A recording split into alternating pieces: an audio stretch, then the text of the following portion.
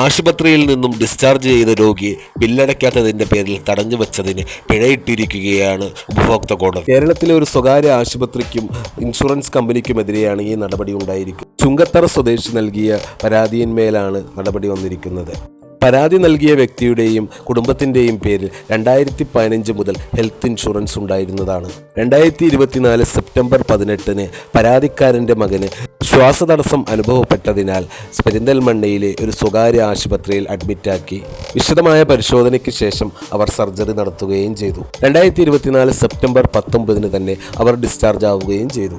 ആശുപത്രിയിലെ discharge bill 66,500 രൂപയ്ക്ക് പകരം 41,800 രൂപയാണ് ഇൻഷുറൻസ് തുകയായി അനുവദിച്ചത്. കൂടുതൽ തുക അനുവദിക്കാൻ കഴിയില്ല എന്ന് ഇൻഷുറൻസ് കമ്പനി അറിയിക്കുകയും ചെയ്തു. രാവിലെ ഡിസ്ചാർജ് ചെയ്ത ഹർജിക്കാരനെ ബില്ല് തുക മുഴുവൻ അടച്ചു തീർത്തതിന് ശേഷം മാത്രമാണ് ആശുപത്രിക്കാർ വിടാൻ അനുവദിച്ചത്.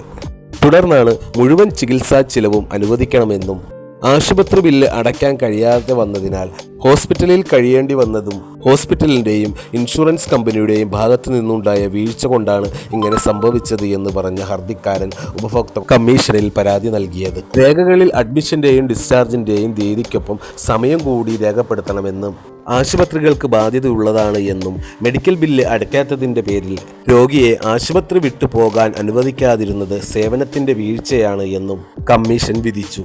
ആശുപത്രി ചികിത്സയ്ക്കായ മുഴുവൻ ചികിത്സാ ചിലവും നഷ്ടപരിഹാരമായി 25,000 രൂപയും കോടതിയുടെ ചെലവിലേക്കായി 5,000 രൂപയും നൽകണമെന്നാണ് കോടതി വിധിച്ചത്.